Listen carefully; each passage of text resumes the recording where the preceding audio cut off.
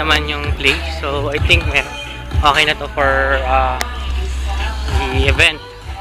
So, meron pang banda. Meron ding tent. Pwede ka din mag-tent for worth 500 pesos lang overnight. Pwede na.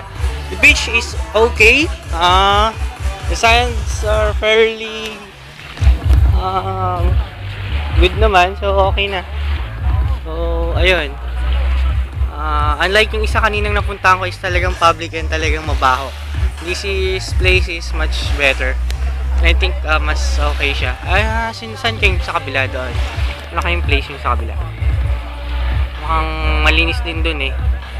So, I'm gonna check it out. Pero, so far, okay na dito. Maganda yung rates. In terms of rate, okay siya. Maganda.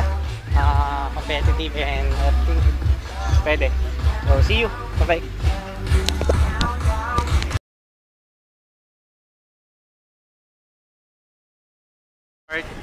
Parking lot. Maluwag siya. So, I think magandang place ito for the event. I-check ko muna yung isang place kanina na medyo maganda din eh.